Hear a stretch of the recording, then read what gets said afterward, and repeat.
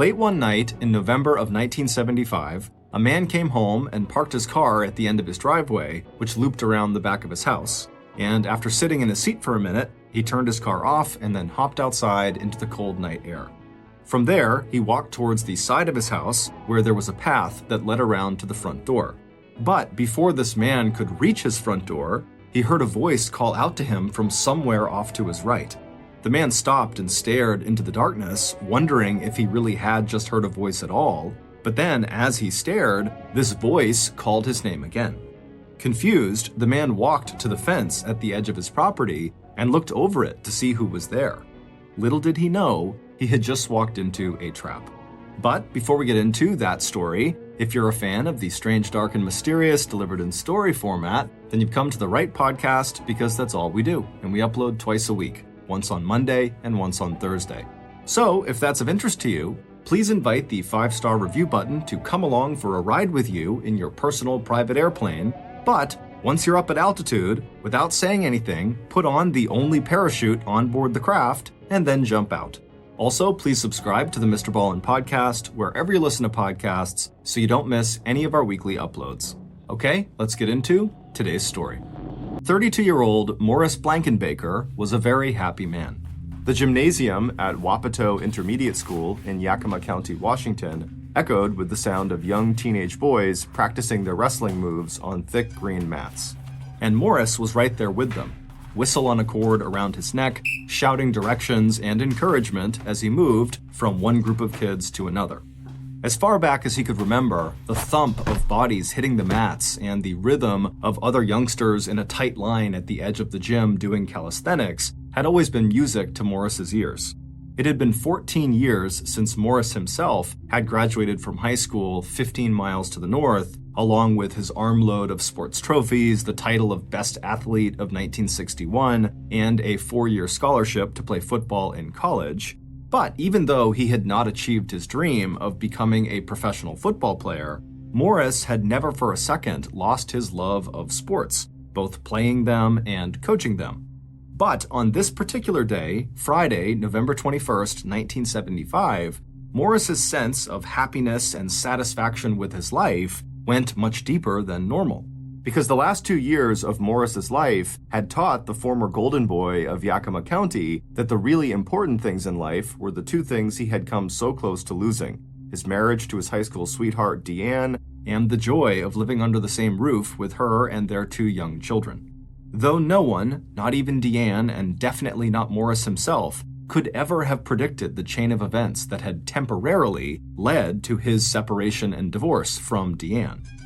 And while Morris knew the shockwaves from those events were still reverberating throughout his work and social circles, the last few days had brought both Morris and Deanne a very rare feeling of calm and peace. And as they both looked forward to Thanksgiving together, just 6 days away, Morris had to believe that all the turmoil of the last 2 years was finally ebbing out of their lives, and that going forward, he and Deanne would never again take each other for granted. The sudden ring of the school bell pulled Morris back to the present. With a quick glance at the clock on the wall, he raised the whistle around his neck up to his mouth, and he blew 2 sharp blasts to signal the end of the practice. A moment later, and the boys were hauling their mats back to the hooks on the walls at either end of the gym. Hearing their respectful, "Thanks, coach, goodbyes," as the teenagers filed past him on their way into the locker room to change, Morris remembered an earlier scene from his own adolescence, and he felt a stab of pain. He had been just a few years older than these kids when he had first met his own favorite coach, Talmadge Glenn Moore, back in Davis High School 16 years ago. Known to everyone in Yakima County by his nickname, Gabby, and known to all the boys he had coached in everything from wrestling to track to football as just Coach, Gabby was one of Yakima's local celebrities. Ever since getting his first job coaching at Washington Junior High School back in 1958, Gabby had quickly moved up the career ladder, and by 1969, he'd made a name for himself as one of the most outstanding wrestling coaches in the entire country. And in 1972, at the very height of his career, Gabby had coached the David High School wrestling team all the way to first place in the Washington State Championships. But instead of accepting any offers to coach at the collegiate level, Gabby and his wife had chosen to stay in Yakima, a small agricultural town separated from the much larger city of Seattle to the north by the beautiful Cascade Mountain Range. And it wasn't just Gabby's coaching talent that had made him so popular in Yakima. It was also his ability to motivate and mentor even the most disadvantaged young men who went on to find purpose and promise as members of Gabby's various sports teams. When Morris had returned to Yakima in 1969, he and his former coach had reconnected. As adults now, rather than coach and student, they had struck up a friendship that included going hunting together, as well as going whitewater rafting, boating, and spearfishing. For Morris especially, life had changed a lot since he had graduated from high school. Despite getting that 4-year college football scholarship, Morris wound up dropping out of Washington State University and joining the Marine Corps Reserves instead. That was also when Morris and his longtime sweetheart, Deanne, who had just graduated from high school in Yakima, got married and settled down in Tacoma, a city of 109,000, perched alongside the Puget Sound on the west coast, under the shadow of the huge snow-capped mountain called Mount Rainier. But by the time Morris was honorably discharged from the Marine Corps Reserves at the age of 27, and when Deanne was 24, the young couple was ready to move back to Yakima, where they would be closer to their families. And over the next 4 years, Morris would eventually finish his degree by studying part-time at a community college 35 miles away and while working several jobs, until he landed the position he had now at Wapato Intermediate School. In the meantime, Deanne had found a good job with a local bank in Yakima, and they had 2 young children, a little boy and a little girl. And in all that time, from 1965, when Morris and Deanne had married in the Presbyterian Church in Yakima, through the years they had spent in Tacoma and their move back here to Yakima and the birth of their 2 kids, Morris had always felt like their marriage was as close to perfection as anything he'd ever known. Both he and Deanne were children of divorce. Morris had been raised from the age of 2 by his single mother, who had carved out a modest living for herself and her beloved only child as a highly trained court reporter. Deanne had come from a much wealthier family, but her parents' divorce had left her with a deep longing to find permanence and stability in a family of her own. And in Morris, the strong and gentle man she had first laid eyes on when she was just 14, Deanne was sure she had found her life partner. And in Deanne, Morris knew he had found the one and only person he would ever love. But all that would change starting in December of 1973. That's when Gabby, Morris's good friend and the coach he had admired for so many years, asked to come live with Morris and Deanne and their 2 kids. Morris had been stunned when Gabby explained that his wife of 20 years had kicked him out of the family home. To Morris, his coach's marriage had also seemed perfect. Gabby and his wife had 3 happy kids, they were financially well off, and they both shared the same passion, sports. Also, Gabby was just a total straight arrow, a complete stickler for modeling the behavior that he expected of the young men he coached. No drinking, no smoking, no drugs, and no messing around with girls. When Morris asked his former coach what had gone wrong, Gabby said that, like a lot of couples, he and his wife had just sort of drifted apart. But Gabby was sure he could win his wife back and persuade her not to file for a divorce. He just needed a place to live for a few weeks so he could pull himself together and then launch his campaign to save his marriage. Morris had not hesitated. This was the man who had inspired Morris's own decision to become a coach and physical education instructor. This was the man who had helped Morris become one of the best football players Yakima County had ever seen. And, most importantly, this man was Morris's friend, and Gabby obviously needed Morris's help. But delivering that help had been harder than Morris expected. In the end, it had taken Morris almost a month to override Deanne's objections to this plan of Morris's former coach coming to live with them. While Gabby had been one of Morris's friends, Deanne hardly even knew the 41-year-old wrestling coach, and her life was already hard enough. Money was tight, she was juggling a job and taking care of the kids. The last thing Deanne wanted was yet another person in the house that she would need to feed and clean up after. But by January of 1974, Deanne had finally agreed. Now, as Morris walked out of Wapato Intermediate School into the chilly, cloudy November afternoon, he wished he had listened to Deanne and found some other way to help his old coach.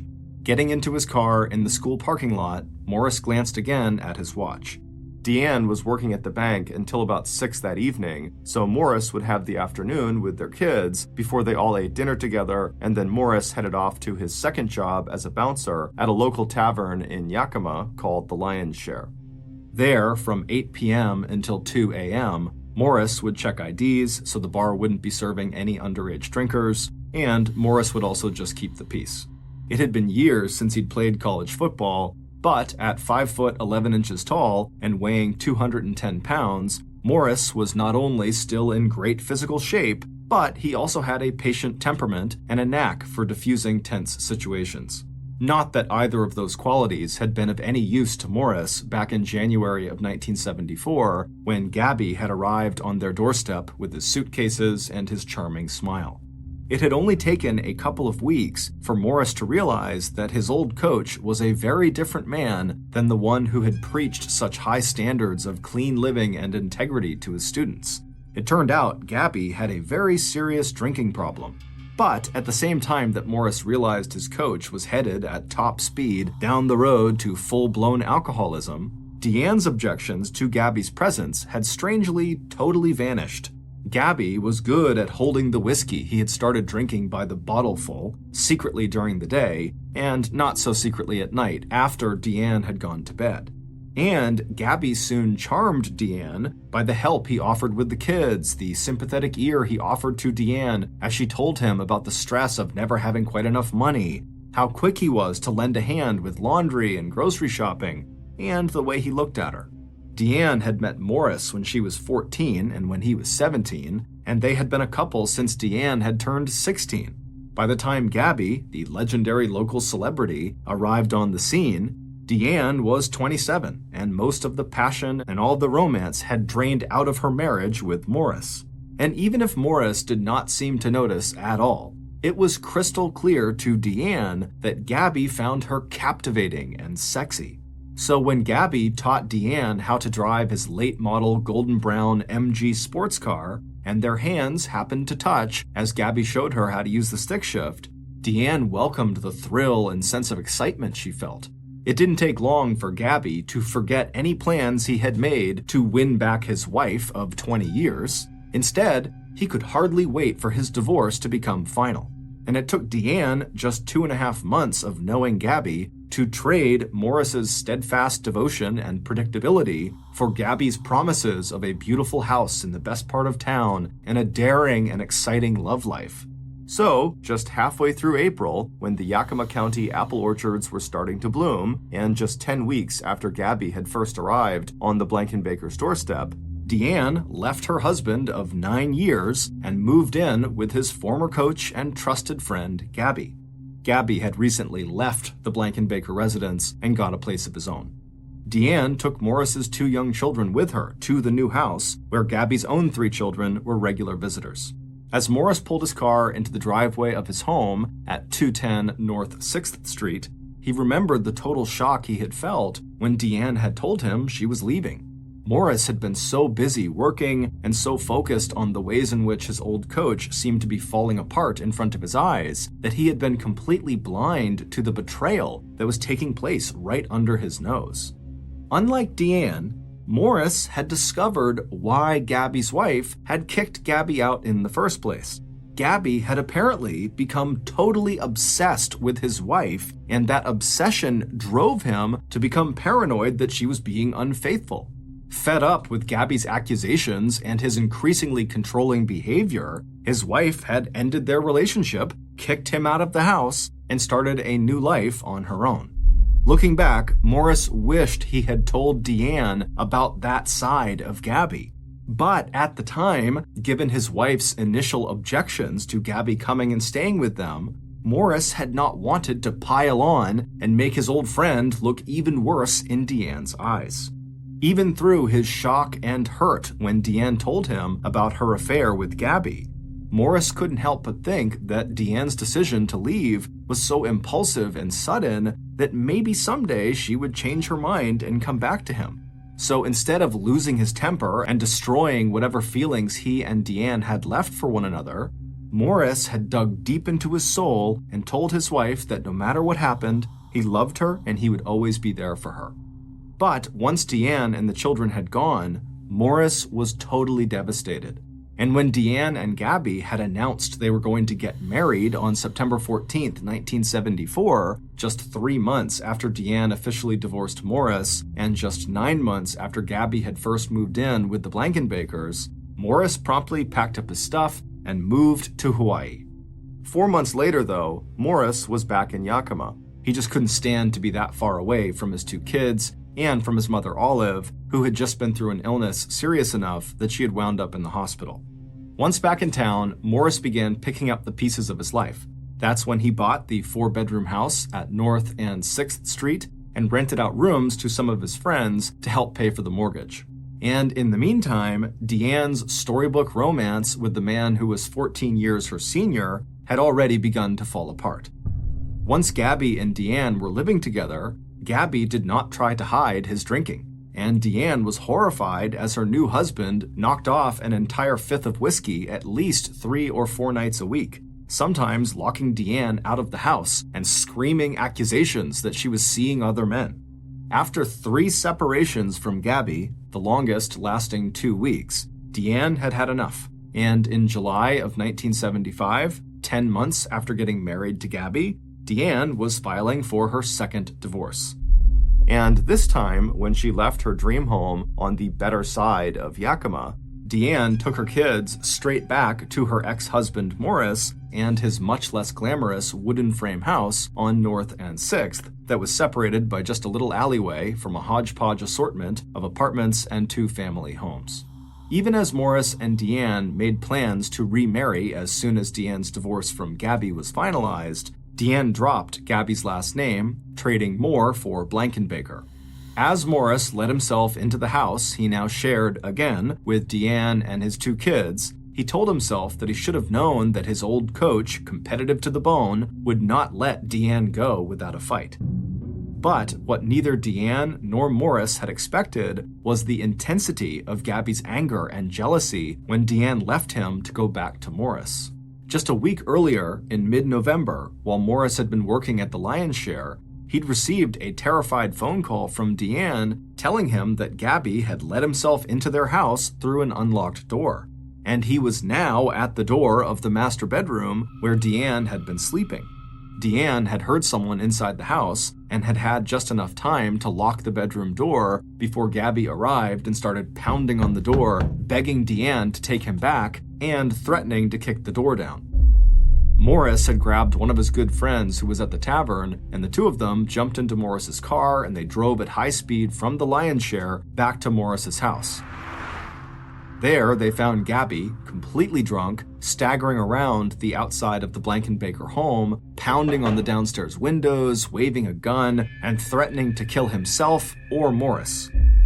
The friend that Morris had brought with him from the Lion's Share, Joey Watkins, another former student of Coach Gabby's, expected a fight between these 2 men. He was also stunned at the change in his former coach, who had always lectured everyone about self-control and the importance of staying away from alcohol. But instead of busting Gabby in the mouth, Morris went up to his old coach and talked to him quietly, getting him to stow the gun, get back into his car, and go back to the apartment that Gabby now shared with his 16-year-old son, Mike. To Joey, Morris had just shrugged his shoulders and said, "I could have hit him, but he was my coach too. I just can't do it." There was also another bond between Morris and Coach Gabby. Morris had once saved his coach's life. On one of the river trips that Gabby and Morris used to take together, their boat had capsized and both men had been pulled underwater by a deep current. Morris made it to the surface, but Gabby had been caught underwater in a tangle of vines and roots near the Yakima riverbank. Always an excellent swimmer, Morris had managed to dive down and free Gabby's legs and bring his former coach safely back to land, where Gabby coughed up the water in his lungs that had come so close to killing him. This event was yet another reason why Gabby's later betrayal in starting an affair with Morris's wife had hurt Morris so deeply.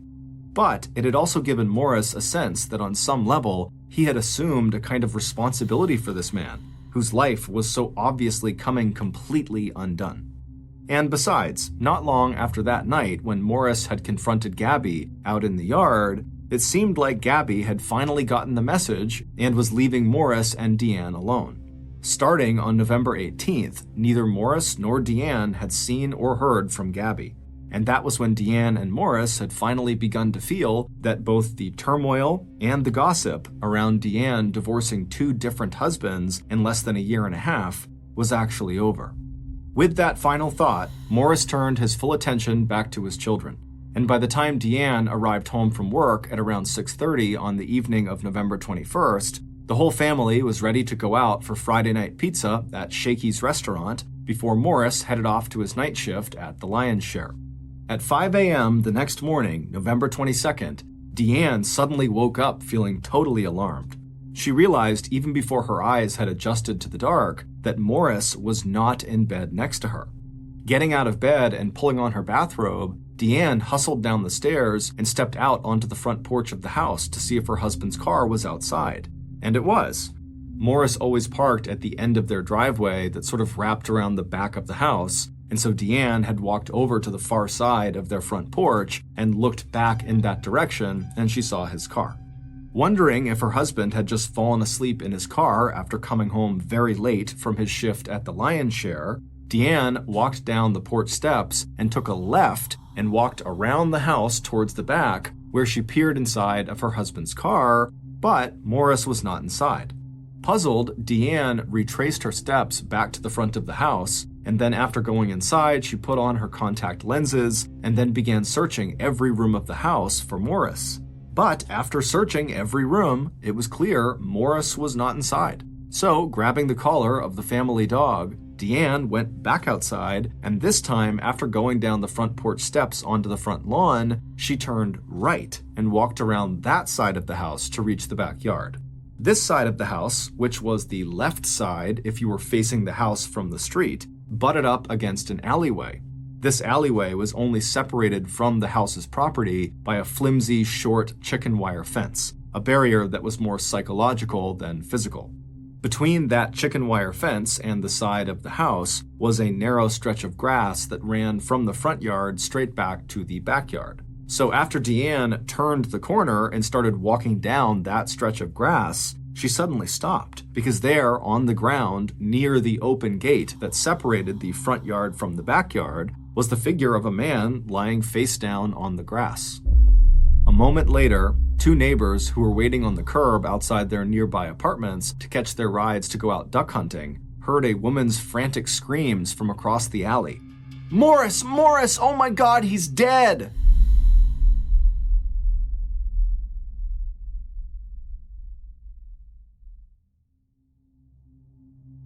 By 5:25 a.m., Yakima police and medical personnel had already started arriving at the scene, lining up out front of the house on 210 North and 6th Street.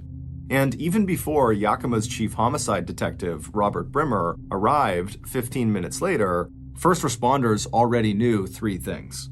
1, the dead man laid out on the grass under the first thin layer of falling snow was Yakima's popular intermediate school coach, 32-year-old Morris Blankenbaker. 2, given the stiffness of the body, Morris must have been killed hours before Deanne had dialed 911. And 3, the obvious cause of Morris's death was gunshot wounds. By the time Sergeant Brimmer pulled up, officers were already surrounding the Blankenbaker property with yellow crime scene tape, and Deanne was inside the house with her wide-eyed children crying hysterically. Using flashlights, police officers searched every inch of the south side of the house where Morris's body had been discovered, hoping that the flashlight beams might glint off the shiny metal of a shell casing buried in the 3 to 4 inch deep grass. They also searched the nearby alleyway and all the trash barrels in case the killer had thrown the murder weapon into one of them. But all police found at the crime scene was a mostly empty bottle of beer that Morris had probably been carrying in his hand when he got out of his car. By 8:30 a.m., Morris's body had been taken to the county morgue, where an autopsy would be performed at 7 p.m. that night, And Detective Brimmer and his investigators were at the Yakima police station and fanning out through the Blankenbaker's neighborhood, interviewing witnesses and putting together a list of possible suspects. In most murders, the victim's spouse is at the top of that list, but it didn't take detectives long to rule Deanne out as a suspect. There was no trace of gun residue on her hands or clothing. Morris did not have a life insurance policy that might have given Deanne a financial motive for murder. And as the whole town knew, Deanne had just recently reconciled with Morris, and the two were planning to remarry. But what Deanne did have for police was the name of the man she was certain had to be behind Morris's death. And that was Morris's one-time friend and mentor, Gabby Moore, the man Deanne herself had only recently divorced. Deanne wasted no time telling Detective Brimmer about the incident just the week before, when the coach had shown up with a gun one night when Morris was working at the tavern, and how Gabby had entered the Blankenbaker house and threatened to break down the door to her bedroom. Deanne also told them about the harassing phone calls Gabby had made to their house almost every day, and Gabby's attempts to get his children and Deanne's own sister to try to pressure and guilt-trip Deanne into going back to Gabby. But even after hearing these details about what sounded like Gabby's obsession with winning back Deanne, Detective Brimmer just could not believe that Gabby, who literally owed his life to Morris, would have just walked up to Morris and shot him in cold blood. But lacking any other obvious suspects and having no evidence from the crime scene that provided police with any other leads in the case, Detective Brimmer picked up the phone and called Gabby, asking him to come to the police station and bring along any firearms he owned. Coach Gabby did come to the police station that Saturday afternoon, but he brought along an attorney, and he had nothing he wanted to say to police, except to point out that he could not possibly have committed this murder since he had been in the hospital from November 18th until hours after Morris's body had been discovered. It would turn out that the peaceful interlude that Morris and Deanne had enjoyed for the last few days when Gabby had finally seemed ready to leave them alone, it was actually just the result of Gabby experiencing such stress-related high blood pressure that his doctor had ordered Gabby into the hospital for treatment and observation. And after interviewing hospital and nursing staff, and even checking the windows and doors of the hospital for any possible way that Gabby might have slipped out to commit the murder, investigators would confirm Gabby's alibi. Over the next 3 weeks, police worked every possible lead and motive in the homicide case. They investigated any arguments Morris may have had with customers at the Lion's Share, arguments he might have had with parents, with students, or other teachers at the middle school where Morris worked, and every single one of those avenues led nowhere. Meanwhile, now that Gabby was out of the hospital, he picked up right where he had left off, trying to win Deanne back. He called her almost every day, and any time one of Gabby's friends or a student on one of his teams or a fellow coach or teacher stopped by to visit, the coach seemed oblivious to Morris's murder. Instead, all he could talk about was how much he missed Deanne and how much he wanted and needed her back. By early December, Gabby's drinking had gotten so bad that even the efforts of his assistant coach to cover for Gabby's failure to show up for practices and even meets were just not enough. Despite the awards and acclaim that Gabby's outstanding talents as a coach and mentor had brought to Yakima County, and to so many young men who had Gabby to thank for college sports scholarships, Yakima school administrators informed Gabby that they would be ending his teaching contract at the end of that school year. But even this blow to Gabby's ego and his reputation hardly seemed to register, because there was something else now worrying Coach Gabby, and this time he didn't call his lawyer before talking to Detective Brimmer. According to Gabby, someone was now threatening his life. The coach told police that he had received a phone call from someone whose voice he didn't recognize, telling the coach, "I got Morris, and I'm gonna get you next." But despite these reports, and despite Gabby's airtight alibi for the time of Morris's murder, there was one detective who just couldn't shake the feeling that the coach had to have been involved in some way in Morris's murder, and that Gabby was now making up these threats to direct police attention away from himself. And that detective was Morris's best friend, Vern Henderson. Vern and Morris had gone to high school together, and they had both been Coach Gabby's protégés. But while Gabby had never made it into professional football, Vern had realized his dream of becoming a cop. And on the day that Morris had been found murdered, 32-year-old Vern Henderson had sworn to Morris's mother, Olive, that Vern would find her son's killer. So, in those weeks after his best friend's death, Detective Henderson had started casually chatting up some of Gabby's current and former team members, hoping that someone might have heard or seen something, anything, that might connect Gabby to Morris's murder. But then, at about 1 a.m. on December 25th, 1975, early Christmas morning, Yakima police received a 911 call that turned Detective Henderson's theory and Deanne's suspicions about Coach Gabby upside down. At about 8 p.m. on Christmas Eve, Coach Gabby's 16-year-old son, Mike, said goodbye to his father before leaving to join his girlfriend's family for a Christmas Eve dinner. Mike had done his best to cheer his father up that day, and even Gabby's first ex-wife had come over to the apartment Gabby and Mike shared to clean and vacuum and wash the stack of dirty dishes piling up in the sink. And later that evening, right through to 12:15 a.m., other people who cared about Gabby, his daughter, and the same doctor who had ordered Gabby into the hospital just a month ago, all called to check in and see how Gabby was managing over the holidays. Gabby, who was an expert at covering up just how much he was drinking, had told them he was doing okay and that he wasn't completely alone since he expected more members of his wrestling teams to come by and visit. It wasn't until 1 a.m. on Christmas Day, December 25th, when Mike and his girlfriend came back to Gabby's apartment, that anyone realized Gabby was anything but okay. The first sign of trouble was the fact that the back door into Gabby's kitchen was propped wide open, and when Mike walked through that door, he saw his father's body lying sprawled between the kitchen and living rooms. Gabby was face down and not moving. Despite the fact that there was a .22 caliber shell casing lying about 2 feet away from Gabby's body, there was no blood anywhere and no sign of a struggle. It wasn't until the medics who answered Mike's 911 call put Gabby's body onto a stretcher that they realized that Gabby had not died of a heart attack or other natural causes. Because as soon as they had turned Gabby over, blood began pouring out of a bullet hole just under his left armpit.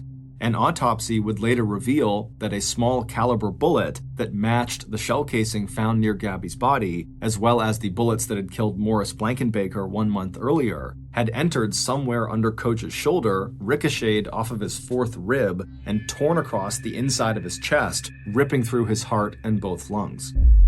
By the time the medics arrived, 6 pints of blood had collected in Gabby's chest cavity, and as soon as his body was moved, that blood, more than half of all the blood in Gabby's body, started draining out, quickly soaking the small throw rug under the coach's chest. Suddenly, Detective Brimmer and Vern Henderson realized that Gabby's reports that he was being threatened had likely been true. On the day after Christmas, Yakima residents woke up to yet another shocking front-page headline. Quote, "Tied to Blankenbaker slaying? Davis wrestling coach shot, killed." End quote. Meanwhile, Detectives Brimmer and Henderson didn't need reporters to tell them that the murders of the city's 2 coaches, both recently married to the same woman and both shot with the same .22 caliber handgun, had to be related. And the first person they wanted to talk to was Deanne.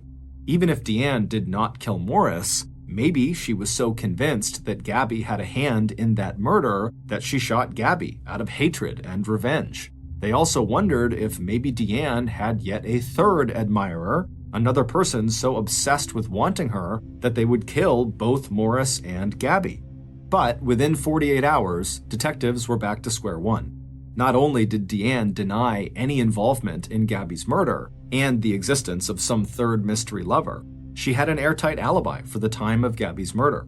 She and her children had spent all of Christmas Eve and Christmas Day with family. And as far as anyone knew, the only 2 serious relationships Deanne had had since the age of 16 were with Morris and Gabby. Now investigators were back to their original theory that revolved around a single killer who may or may not have been known and trusted by both victims. Maybe this person had surprised Morris so completely that Morris never even tried to fight off the shooter. As for Gabby, the autopsy showed that at the time of death, he had 3 times the legal limit of alcohol in his bloodstream, which means he probably would have been too drunk to defend himself from an attacker. Frustrated and baffled, Detective Henderson turned once again to the people who were among the last to see Gabby alive. That group included several members of the coach's so-called wrestling posse, who were a combination of current and former student athletes who had stopped in to visit Gabby on Christmas Eve. According to the boys from this posse, once they were at Gabby's place, they had tried to convince Gabby to come out with them and have some fun. But Gabby had repeatedly said no, he was going to stay put. And so by 12:15 a.m., Gabby's posse gave up and they left, leaving Gabby all alone in his apartment, sitting in his favorite chair, listening to sad love songs. It would not be until Monday, February 23, 1976, 3 months after Morris was gunned down outside of his house, and 2 months after Gabby was murdered, that police received the tip that would break the double homicide investigation wide open. 2 days earlier, 2 teenage brothers out fishing off a small island under the twin bridges that crossed the Natchez River had made a totally unexpected discovery. Lying on the bank of that island in about 3 inches of water, the boys had found a rusty, older model .22 caliber automatic pistol with a long barrel. By Monday, their father was standing in Detective Brimmer's office. When the man placed the gun down on the investigator's desk, Detective Brimmer knew immediately that he must be staring at the weapon that had been used to murder both Morris and Gabby. That same day, the Yakima Herald-Republic newspaper reported that a gun had been found in the Natchez River. A few days later, Yakima law enforcement got a visit from the person who claimed not only to own that gun, but who also knew how the gun had turned up in the Natchez River and why.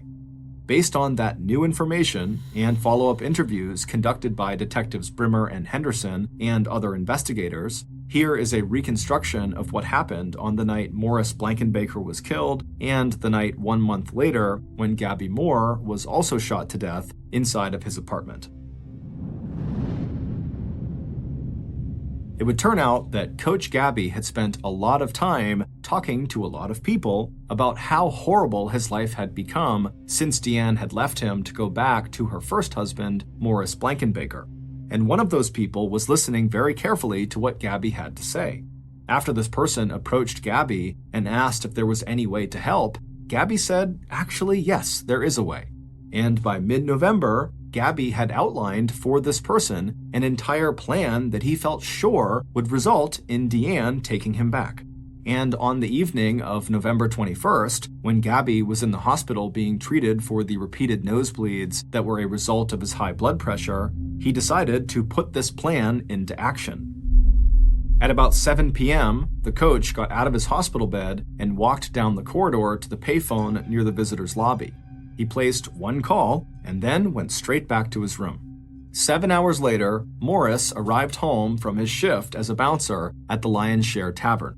After parking his car in its usual place on the driveway behind his house, Morris sat in the driver's seat for a few minutes, enjoying the bottle of beer that he'd brought with him from work.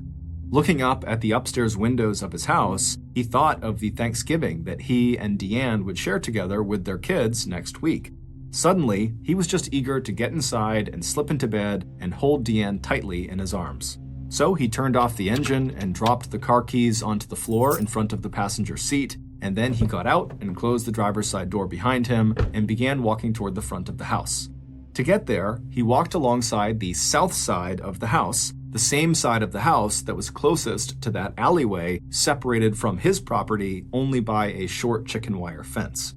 When Morris reached the little gate on his property on the south side of his house that separated his backyard from his front yard, he was about to walk through that gate when he heard a voice off to his right somewhere in the alleyway calling out his name.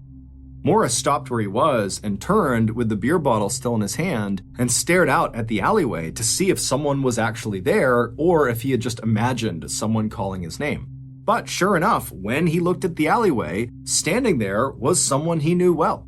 Before Morris could react to them, this person told Morris that they had actually just run out of gas, and they gestured toward the end of the alleyway, kind of beckoning Morris to come over and help them. As Morris stepped closer to the chicken wire fence to look down the alleyway toward this person's car, the person in the alleyway raised a hidden pistol, aimed it directly at Morris's face, and fired. The first bullet hit Morris just above his front teeth, and the force of the bullet spun him sideways as he fell to the ground. The second two bullets came in quick succession, hitting Morris just behind his left ear. Without saying another word, Morris's killer turned and ran down the alleyway out of sight. One of the Blankenbaker's neighbors would later tell police that at about 2:10 a.m. on November 22nd, she'd heard what she thought were firecrackers and then the sound of someone in heavy shoes running past her ground floor window. 1 month later, and Gabby was more desperate than ever. His plan to eliminate his rival, Morris, had succeeded, but instead of delivering Deanne back into Gabby's arms, Deanne wanted nothing to do with Gabby. And despite his alibi, Deanne kept telling police that she believed Gabby must have been involved in Morris's murder. And neither Deanne nor investigators seemed to take Gabby's story about him being threatened by the supposed killer all that seriously. So Gabby hatched another, even more complicated plan. And in the first hour of Christmas morning, Gabby was ready to put that plan into effect. By that time, in the first hour of Christmas morning, all the student wrestlers who had dropped by to check on Gabby and to see if he wanted to go out with them that night, the so-called wrestling posse, they had gone. But Gabby knew that one of his visitors would come back. And when that person did arrive, everything would be in place, and Gabby himself would be physically ready for what lay ahead. He had actually been preparing for this moment all evening, all by steadily drinking so much alcohol that he was sure he would hardly feel any pain from what was about to happen. When Gabby's visitor arrived at the coach's house a few minutes later, the two men talked briefly to one another, and then Gabby made his final preparations. Taking the telephone receiver off its hook, he placed it on the living room floor so that it would be easier to reach when he needed to dial 911. And then he went over the plan one more time with Morris's killer, telling him exactly where to aim so when the bullet hit Gabby in the shoulder, it would pass right through him without hitting any critical organs. Gabby was sure that once the public discovered that he himself had been the victim of attempted murder, the police and Deanne would no longer suspect him in Morris's murder. And Gabby was sure that seeing how close he had come to death would reawaken Deanne's love for him. And then, finally, Gabby maneuvered his body into place. Getting down on his hands and knees on the floor, he assumed a wrestling position known as the referee position. And when the gunman, the most brilliant high school wrestler Gabby Moore had ever coached, just stood there, maybe 7 feet away from Gabby, looking like he might refuse to go through with this after all, Gabby turned to look at him and started repeating one word over and over again. Shoot, shoot, shoot. But just as the young man raised the pistol and finally pulled the trigger, Gabby, too drunk to hold the referee position, lost his balance and started to fall to the side, exposing the area under his left armpit. And instead of the bullet passing cleanly through Gabby's shoulder, the small .22 caliber round ricocheted off one of his ribs and started tumbling through his chest cavity, literally ripping apart his lungs and his heart. It wouldn't be until he heard the news report on Christmas Day that Gabby's accomplice would realize that instead of wounding his coach as planned, the single bullet the young man had fired had actually killed his beloved mentor and friend. It would turn out that the man who killed both Morris and Gabby was Gabby's assistant wrestling coach, a 22-year-old college student named Angelo Pleasant, who went by the nickname Tuffy. Early in the summer of 1975, Tuffy had come back to Yakima to ask his former high school coach if Gabby could help him get the extra credits Tuffy needed in order to get his degree in physical education at Central Washington College in nearby Ellensburg. Gabby was more than happy to pull some strings and offer Tuffy a job as Gabby's assistant wrestling coach. Tuffy, who worshipped his former coach, was deeply upset by the obvious distress Gabby felt over the loss of Deanne. Although he wanted to help Gabby and even asked Gabby, what can I do? It wasn't until his coach threatened to fire Tuffy from his assistant coaching position, something that would mean the end of Tuffy's college career, that Tuffy finally agreed to Gabby's plan to eliminate Morris Blankenbaker as a way for Gabby to get Deanne back. Tuffy agreed to this despite Morris being one of his friends who he had known for years. And when Tuffy later refused to cooperate with Gabby's plan to have Tuffy shoot and just wound Gabby, Gabby threatened to tell police that Tuffy had murdered Morris. In a confession to police on February 28th, Tuffy described how he had felt backed into a corner with no choice but to carry out Gabby's plan. And when Tuffy left Gabby's apartment shortly after midnight on Christmas Day, he had no idea that instead of just wounding Gabby, Tuffy had accidentally killed him. Tuffy didn't even pause after firing that fatal shot. Instead, he had immediately ran out of the apartment and gone to his cousin's house to return the .22 caliber automatic pistol to her. When Tuffy's cousin, Loretta Scott, read about Gabby's death in the newspaper a few hours later, she panicked. She worried that Tuffy may have used her gun to commit these two homicides that were now obviously linked through this gun, and that gun would be traced back to her. So, on December 26, 1975, the day after Christmas, Loretta and her brother drove to the Twin Bridges over the Natchez River and threw the pistol into the water. They had no way of knowing that instead of the gun sinking to the bottom of the river, where it never would have been found, the gun landed on a small island temporarily submerged by the runoff from winter snow and rain.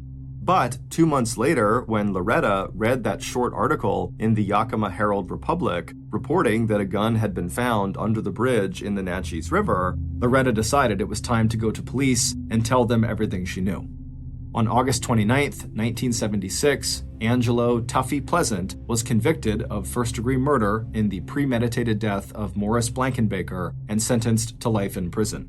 Tuffy was also convicted of second-degree murder for the unintentional death of his coach, Gabby Moore, and sentenced to an additional 20 years in prison. But despite these lengthy sentence terms, Tuffy was released from prison in 1996. On April 18, 1976, 5 months after the murder of her first husband, Morris, and 4 months after the murder of her second husband, Gabby, Deanne Blankenbaker Moore would get married for a third time. This time, the petite brunette with the big dark eyes and soft voice would choose one of the pallbearers who had helped carry Morris's casket down the church aisle at Morris's funeral service less than a half a year earlier. 7 years younger than Deanne, Deanne's new husband would go on to become a successful business person, and Deanne would go on to become a successful stockbroker. Thanks again to the late crime writer Ann Rule, whose 1996 book, Fever in the Heart, helped us to create this podcast. Other sources for this episode include contemporary newspaper articles, documentaries, official records, and magazine articles. In 1987, 21-year-old Deanna Wild had just separated from her husband, and she was living with her two friends, Virginia and BJ McGinnis, who were both 54 years old. On April 2nd of that year, the trio decided to visit Big Sur, which is the very beautiful, but very steep and dangerous section of the Central California coastline. They pulled over at a particular cliff overlooking the water to take some pictures. Afterwards, as they were getting ready to go back to their car, Deanna wanted a closer look, so she stepped to the edge of the cliff where she lost her footing and she fell 500 feet to her death. It was ruled an accident, so investigating officers refrained from taking any on-scene photographs, accepting instead Virginia's photographs that she said she had taken right before it happened. Deanna's mother was unable to afford a funeral for her daughter, and so the only person she could think to ask to help her was a lawyer that went to the same church as her. His name was Steve Keeney, and Steve said, "Yeah, of course, I'll try to make some phone calls for you and see what I can do." And in doing so, he wound up learning about the case, about what happened to Deanna, and he discovered that her two friends, Virginia and BJ, had actually taken a life insurance policy out on Deanna the day before she fell off the cliff. And so Steve began digging into the backgrounds of Virginia and BJ, and he discovered that Virginia had a history of being around a high number of accidental deaths and suspicious fires, and that she had cashed in a whole bunch of life insurance policies. So all of a sudden, Deanna's death did not look accidental. Steve would become obsessed with the idea that the McGinnises were behind Deanna's death, but unfortunately, there was virtually no evidence to support that because when she died, the investigating officers ruled it an accident. So there was no crime scene, there was no evidence collected, the autopsy was very cursory, and so Steve would spend 5 years building a case against Virginia and BJ, but at the end of those 5 years, it was a rock-solid case, and Virginia and BJ were arrested. During their trial, the real story of what happened to Deanna finally emerged. On that April day in 1987, the trio went to Big Sur, and they had lunch together, they had a picnic, and while they were eating, BJ slipped some of his prescription antidepressants into Deanna's drink, and so after lunch, the drugs were in Deanna's system and she began to get very drowsy, to the point where Virginia and BJ had to literally hold her up. She was falling over, she was so tired. And so while Deanna's in the state, Virginia and BJ tell her, hey, let's go over to the cliffs and take some pictures. And so they walk over, Deanna's stumbling and BJ's holding her up, and they get to the edge of the cliff, and BJ turns around so the ocean's at his back, and he's propping up Deanna, and Virginia steps away and she takes their picture. And then right after that picture, BJ, while still holding Deanna, turned around to face the water and kind of carried Deanna right to the edge, and Virginia took one more picture of them facing the water. And then right after that picture was taken, BJ took Deanna and threw her off the cliff. But perhaps the most disturbing part of this case is that as soon as he threw her off, Deanna kind of came to and whipped herself around and managed to grab onto the cliff with her hands. And so she's literally dangling, holding onto this ledge like in the movies, begging to be pulled back up.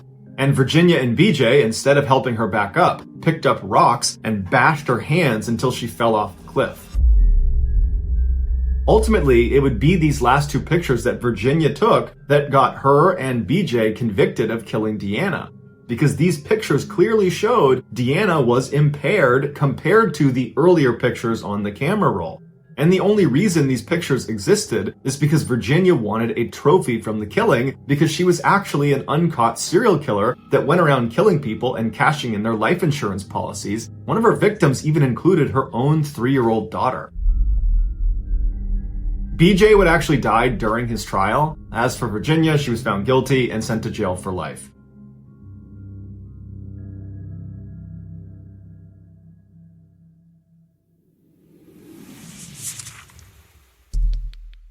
Our next story is called Psychopath.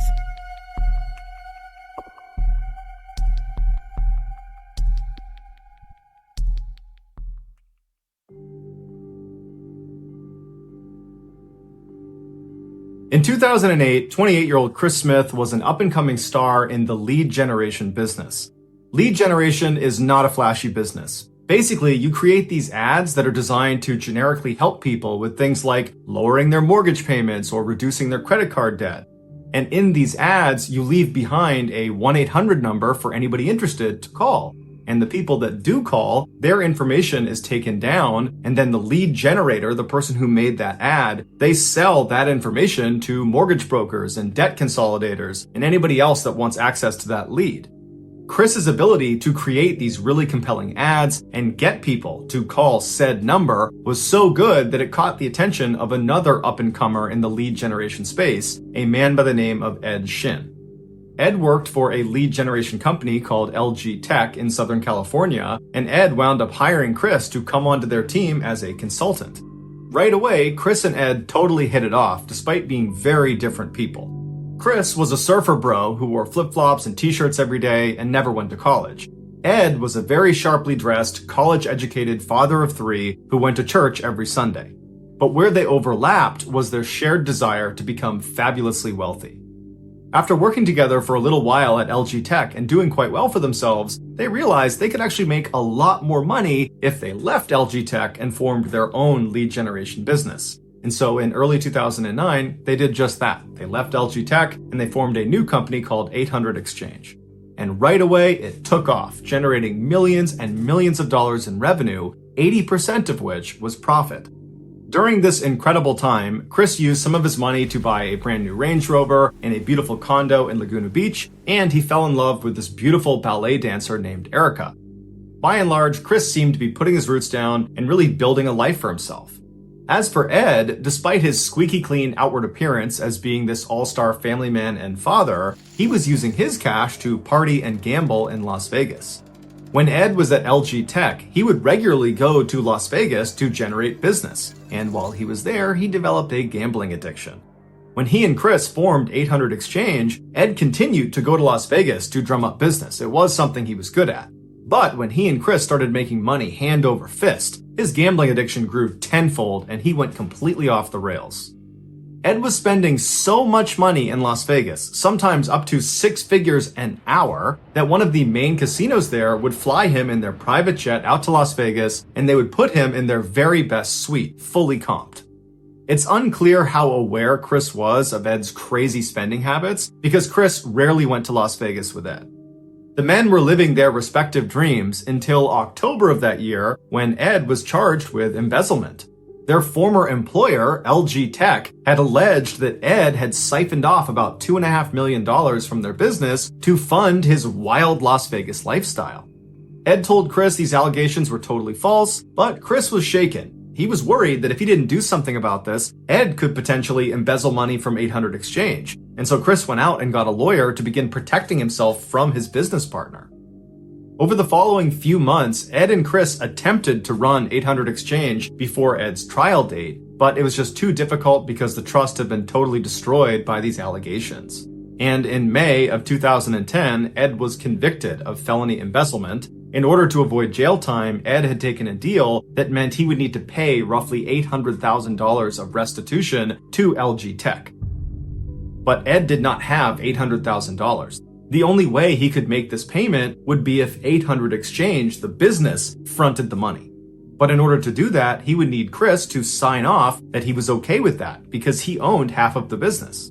When Ed approached Chris said, "No, I'm not signing that. I'm worried you're going to take advantage of me too." But after a couple of weeks of talking to his lawyer, Chris finally told Ed that he was ready to meet up with him and come to some sort of agreement. And so on June 4th, the two men met up at the 800 Exchange office, and Chris decided to just sell his portion of the business to Ed for about $1 million, and then Ed can do whatever he needs to do with the business account to pay down his debts. Despite how crazy this situation was, Chris actually felt like this was kind of a win for him. He got a $1 million payday, and now he wanted to go out and celebrate. And so a couple of days after this meeting with Ed, Chris emails his family and says he's going to go on a 3-week vacation to South America and just go surfing the whole time. He's chartered this 45-foot yacht. He's hired a captain. He's hired a cook. It's going to be this dream vacation. He also regretted to inform them that he had broken it off with his girlfriend Erica, but he had a new girlfriend who'd be coming with him on this vacation, and she was a former Playboy playmate named Tiffany. His family was really surprised to hear the news about Erica because they really believed they were going to get married. But the trip itself was not really out of character. Chris had always said for the longest time that once he made it big and had millions of dollars in cash, he would just sail off into the Pacific and go surfing and just be off the grid and live his life in peace. And now he finally had a chance to do that. And so his family said, "Have fun, stay safe, and we'll see you when you get back." But 3 weeks went by and Chris did not return to his condo. Instead, he emailed his family again and just told them he was having this great time, that this was the best trip he could have asked for, and that instead of coming home, he was just going to keep sailing around the world and enjoying this time that he is disconnected from society. And again, his family said, "Okay, have a good time, stay safe, and we'll see you when we see you." But over the following weeks and months that Chris extended this vacation, his emails took a dark turn. Chris started to act depressed and he alluded to taking drugs, and then at one point he talked about doing the unthinkable, referencing harming himself. His parents were very concerned and told him he should come back home, or at the very least they should arrange to meet up somewhere. But every time they said this, Chris would just suddenly change the tone of his email and seem really upbeat and cheerful and said, "Oh no, I'm actually just fine and I just need some time to myself." Finally, in December of 2010, so 6 months after Chris has gone on this vacation, he reaches out to his brother Paul and asks him if he'll come to Costa Rica the following February to go surfing with him. Paul was excited and said he would go, and he and the rest of his family breathed a collective sigh of relief that now one of their family members would get to see Chris and actually check in on him. Shortly after this email exchange, Chris told his family that he was headed off into the Congo to sell some gold coins to a trader who was prepared to buy them at a 30% markup, and Chris was really excited about it. After this, there were no more emails.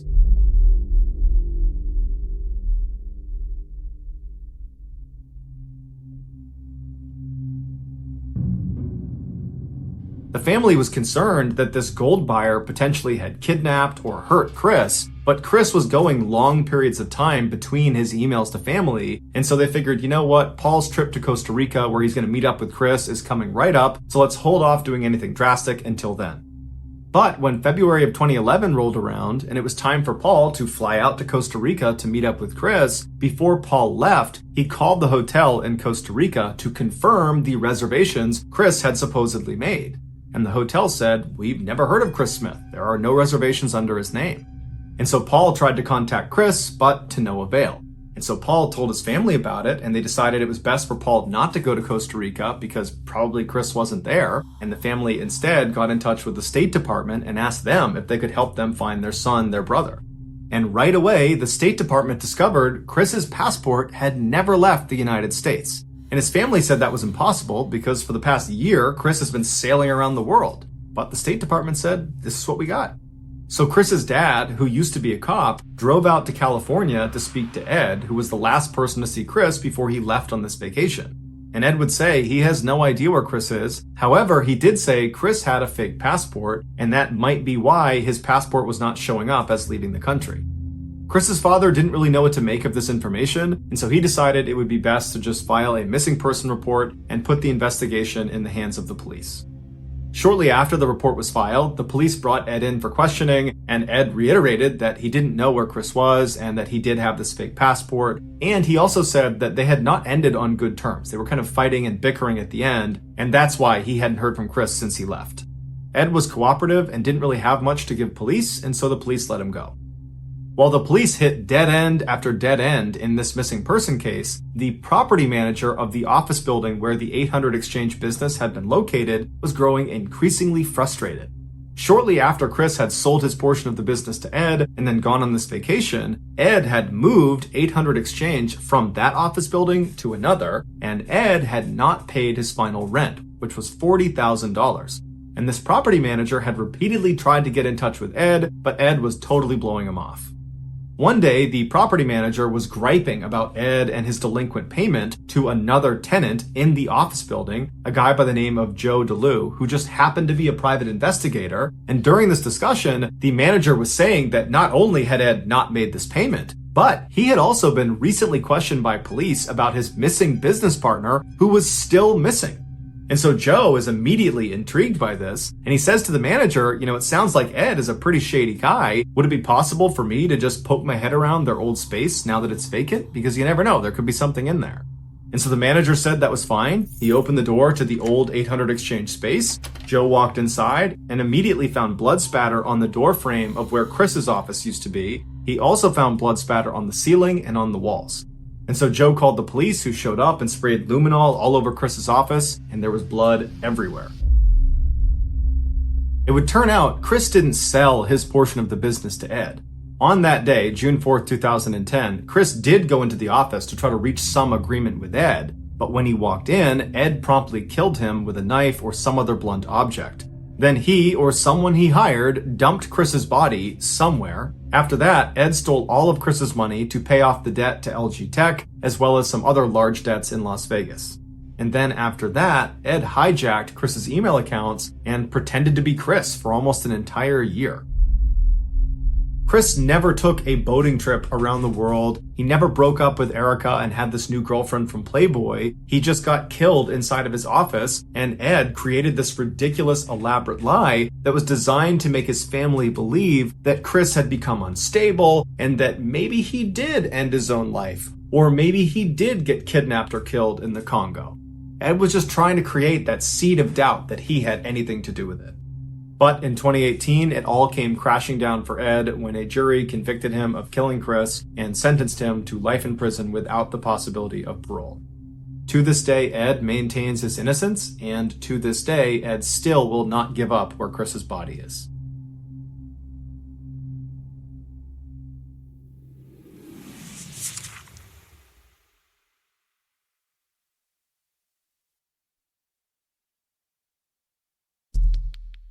The next and final story of today's episode is called The Pier.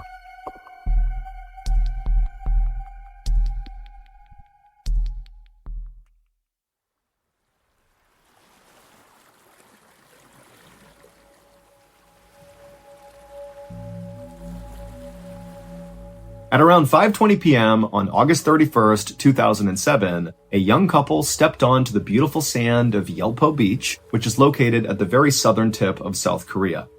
The couple grabbed each other's hands and smiled in excitement as they looked out on the water and saw all these fishing boats that dotted the horizon, and then behind them were all these beautiful mountains. I mean, this was a spectacular place. They couldn't believe that a place so gorgeous and so remote was located only a 1-hour train ride away from the busy city where they went to college. The couple's names were Kim and Chu. Kim was 21 years old, and he was an athlete and a very dedicated student. And Chu, she was 20 years old and also very studious, but maybe unlike Kim, she was a bit more reserved and shy. In fact, Kim was Chu's very first serious boyfriend, and she absolutely adored him. And in fact, this was going to be the couple's kind of big first trip that they would take together. It was a Friday, and Kim and Chu planned to spend the entire weekend exploring this place called Yelpo Beach. Yelpo Beach is located right against this quaint little fishing village, and it's famous for its beautiful silver-colored sand. In fact, the beach is so famous, lots of people come out here and just camp out on the beach because it's just so beautiful. There's also a very busy open-air seafood market right nearby, which is really cool because all the fishermen come in and literally offload their catch right onto the table, and they sell it to people coming by. And also up in the mountains, you could see these beautiful bright green crops, which were tea plantations that made the air in Yelpo Beach kind of floral and sweet smelling. But before Kim and Chu began exploring all the kind of main tourist attractions, they wanted to go check out the fishing pier, which was not really a touristy attraction. It was just a regular fishing pier. But, Kim and Chu had been on this hour-long train ride and they wanted to stretch their legs, and the sun was starting to go down, and so they figured they could walk out on the pier, have a beautiful view of the water, then watch the sunset, and then after that, they could go kind of explore the main areas. And so Kim and Chu, still holding hands, began walking on the silver sandy beach in the direction of this fishing pier off in the distance. And as they were walking, Chu pulled out her camera and was taking all these pictures. But then at some point, Kim, who again is holding Chu's hand, he just abruptly stops and kind of squints his eyes and looks off in the distance towards the fishing pier. And Chu, she puts her camera down and asks Kim, what's going on? But Chu, without even saying anything to her, just raises his hand and points. And then seconds later, Kim and Chu were running down the beach. The next day, Chu was supposed to call her mother and check in about how the trip was going so far, but she never did. And so her mother eventually tried calling Chu later in the day, but it went straight to voicemail. And then also when Chu's mother called Kim, Kim was also not answering his phone. And so by the end of this day, when Kim and Chu's parents had not heard from their child, they did not wait for any more information.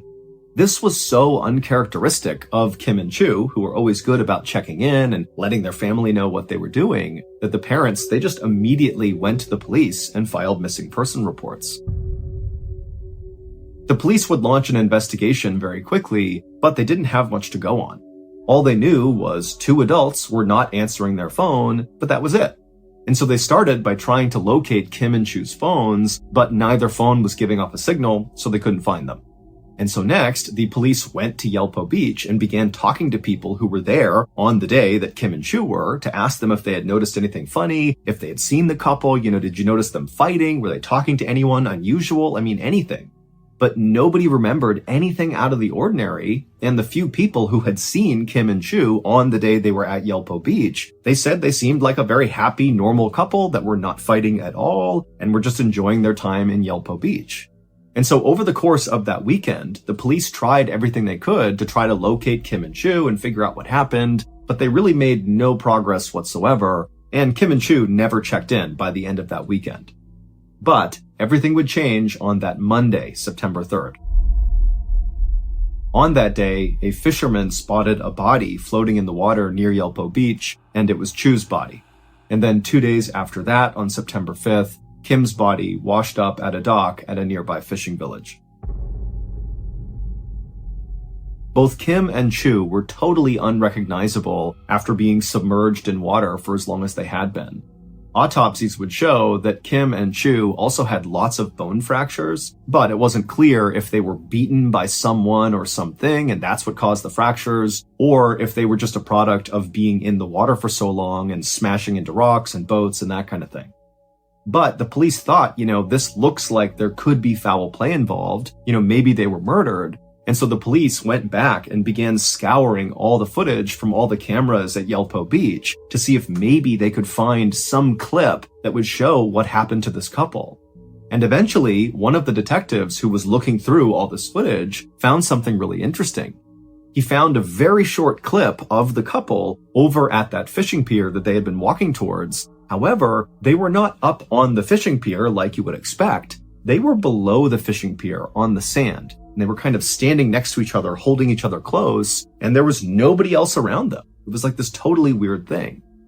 Now, as weird as this was, because it made no sense for them to be below the fishing pier, there didn't appear to be any hazards or other people or anything near them. It was like they just chose to be under there for some reason.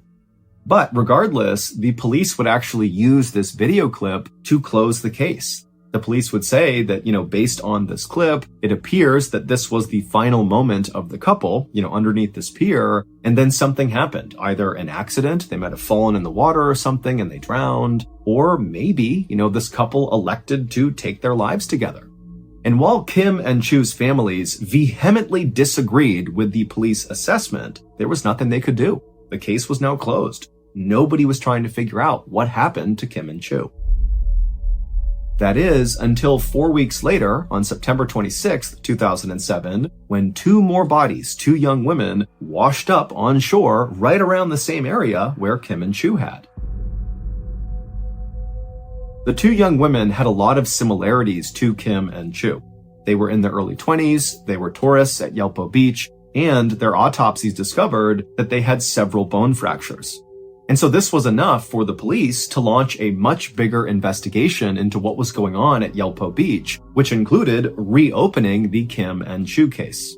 And so a detective was assigned to go back through all the evidence in the Kim and Chu case and kind of re-examine it. And so this detective did look through all these pictures, and he would find one picture that broke the case wide open.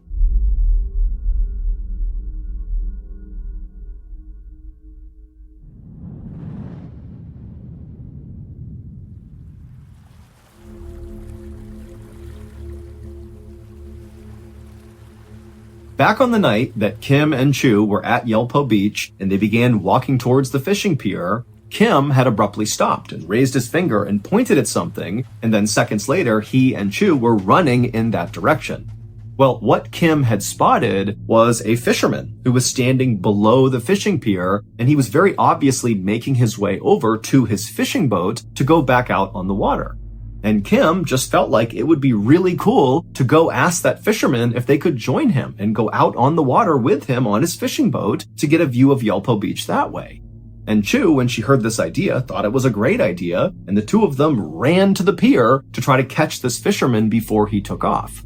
And so that was why there was footage of the couple standing underneath the fishing pier. They were actually talking to this fisherman who could not be seen in frame.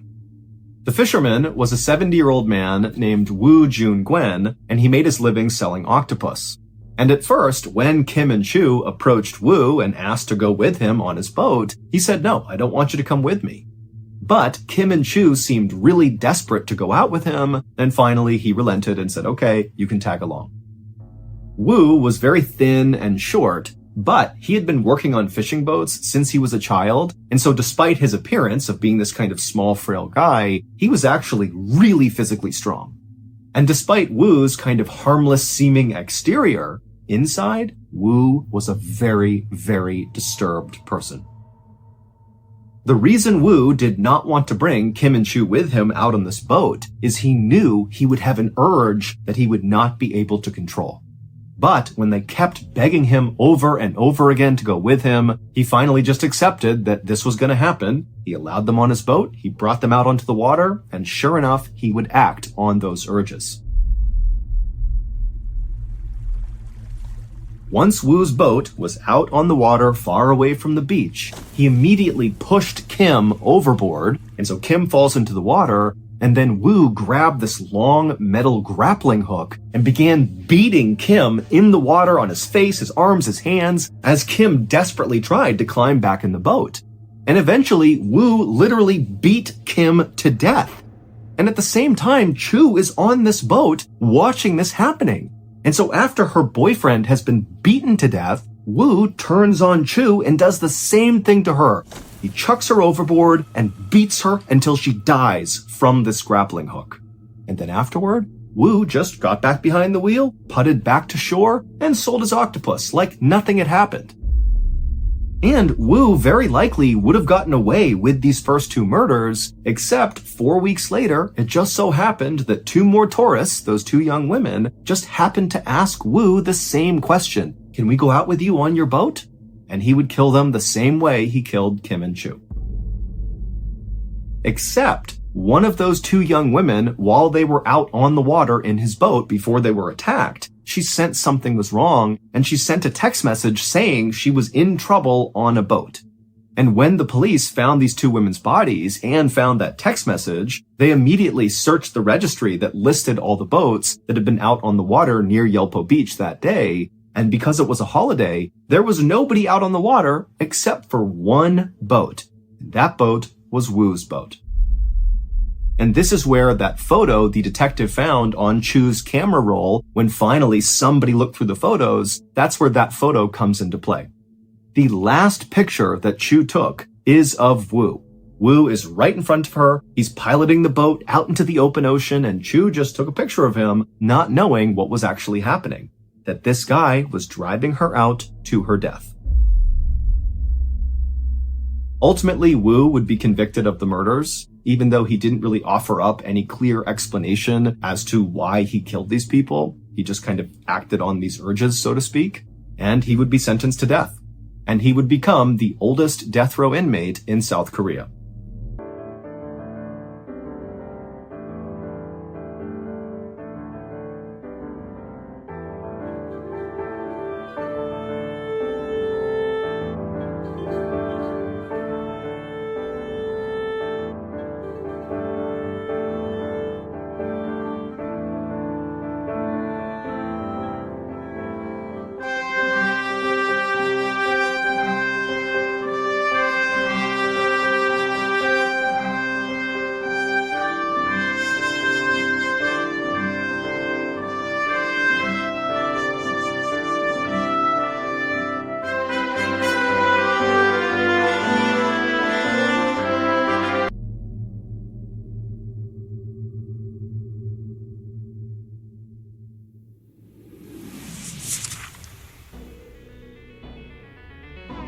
Thank you for listening to the MrBallen's podcast. If you enjoyed today's stories and you're looking for more bone-chilling content, be sure to check out all of our studio's podcasts, not just this one, but also MrBallen's Medical Mysteries, Bedtime Stories, Wartime Stories, and Runful. Just search for Ballen Studios on any podcast platform, and you'll find all of them. If you want to watch hundreds more strange, dark, and mysterious stories, just head over to